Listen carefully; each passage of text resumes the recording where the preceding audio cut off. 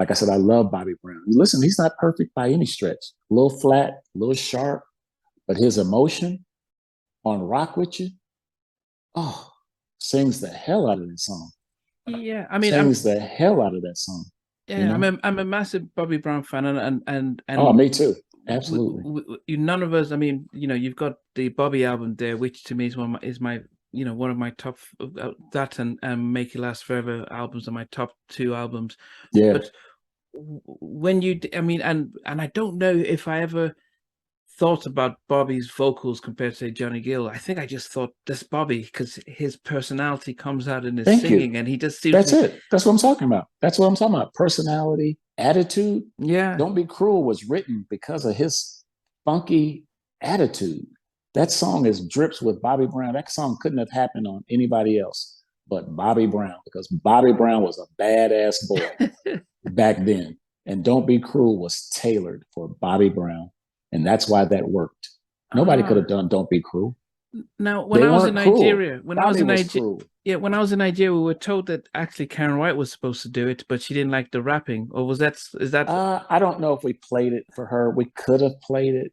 It's possibly, like I said, Kenny's memory is better than mine. I okay? don't remember, but No, this is when it I was wasn't in going to work. Nigeria, so I don't know. Oh yeah, The yeah. rumor It would, was like, yeah. so It it would. could have It been, wouldn't have worked. It yeah. wouldn't have worked like it worked on Bobby. It was supposed to be for Bobby. Bobby was a bad boy. Mm. He was a bad boy. He was, Bobby was. I don't know how to describe it, but I remember the first day I met him. He came by the studio. We were working with the Boys, actually. Okay. Bobby came by. So get this guy, Bobby Brown, got kicked out of New Edition, and we want y'all to work with him. And he comes by the studio in Silver Lake, and he comes in the door, and he's just bouncing off the walls, and he's going 90 miles an hour. Okay, yeah, I'll work with y'all. I'll be back. And I said, that kid right there will not live to see 30 years old. Wow. I said, not that kid right there. So that kid is balls out. And he stayed balls out for as long as he could go. And I could not believe it. I mean, when I met that dude and then working in the studio and waiting for him to get there and his ass is late, showing up late. It was all Bobby Brown persona though. It had to happen that way. Yeah. That's what Bobby Brown was. And so we just took all that energy and put it in a song. And then Bobby just let it out. Rock With You. Don't Be Cruel. Every little step. Good Enough. Ronnie. Just Ronnie, just all tailored for Bobby Brown. That's why it worked. That's why it was so big because that was him. Yeah. You know what I mean? That was him. Well, the on the Don't Be Cruel album, because you mentioned Jimmy and Terry. What was you as a writer and producer? What did you make of Teddy Riley? Because he did Prerogative and on that album, and his sound was different from what Jimmy and Terry did, and from what you get. I loved what Teddy did. Teddy was great because Teddy had a thing. He had created something, and he wrote really great songs, and his music hit harder than anybody, and don't get me wrong, I loved Jimmy and Terry too. I loved the way their records sounded. They had a slickness about their songs. I love Jimmy and Terry music to this day. The way they recorded and all the Alexander stuff, even the New Edition stuff that they did, it just so pristine. And ours sounded good too. Don't get me wrong. I liked I think all of us had our own unique things that we did. Yeah. You know what I'm saying? I always felt like we wrote the best songs. We had the best, we had the best lyrics and melody.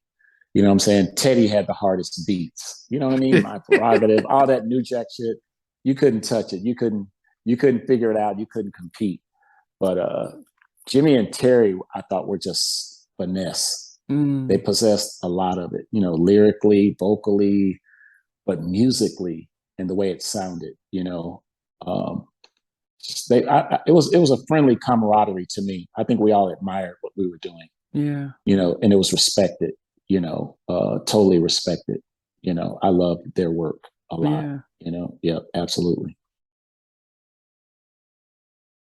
Hey everyone, I want to thank you for being part of Halftime Chats. This new update is really about our membership, and I'm really excited to be able to fully launch the membership page.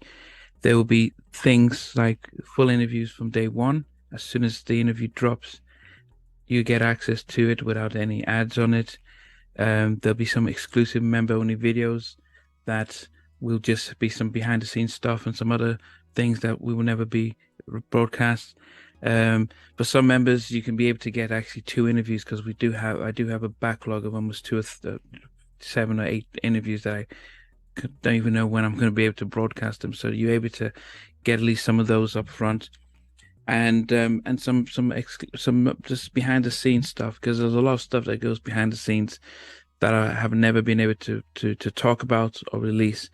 For anyone else, you know what, the videos will still be the same, over a week or a week and a half or 2 weeks, depending on how long it is.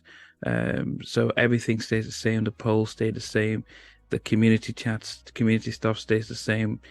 But I think with the membership stuff, I'm able to add a little bit more and invest a lot more time and energy in really supporting the members. So I do hope you come on that ride with me. I appreciate the support, and this will just help me continue to invest in taking things to the next level.